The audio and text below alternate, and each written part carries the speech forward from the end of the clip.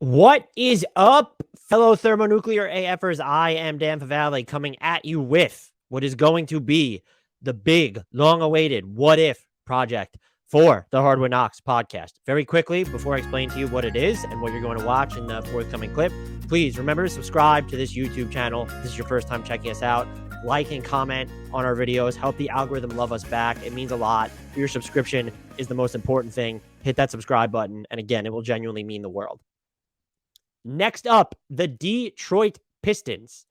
When I posed this question to Lazarus Jackson of SB Nation's Detroit Bad Boys, I said something to the effect of, it's clearly the Pistons' decision to take Darko Milicic in 2003 over Carmelo Anthony, right?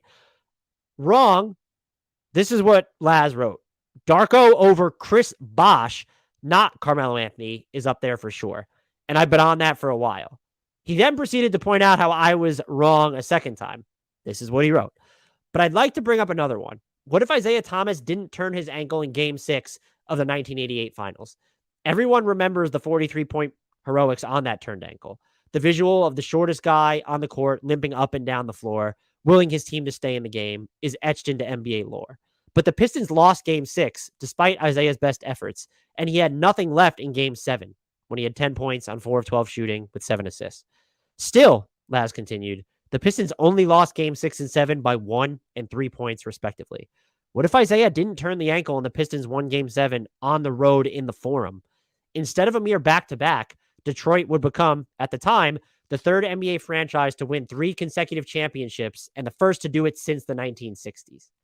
Isaiah wins 3 in a row, something Larry Bird and Magic Johnson never did, and beats both of them in the playoffs to do it while going 2-0 against Magic in the finals. Is he the greatest point guard of all time with that resume? This was a fantastic rabbit hole by Laz. I've personally always viewed the Isaiah Thomas injury as typical collateral damage of a larger championship window for a team that won multiple titles.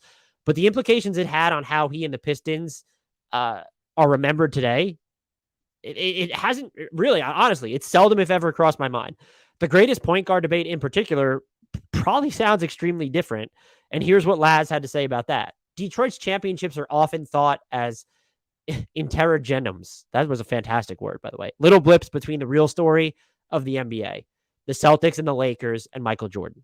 The 2004 Pistons are still the asterisk champions. Everyone remembers those finals as one the Lakers lost, as if they didn't get their asses whooped for the entirety of that series. A three-peat in Detroit during the NBA's ascension into the global entity it is today would squarely etch the Pistons into NBA lore in a way I think more accurately represents just how good this team was. I have zero qualms or alternatives to go against Laz at this point. That was a fantastic pick, and he outlined it beautifully for the Pistons.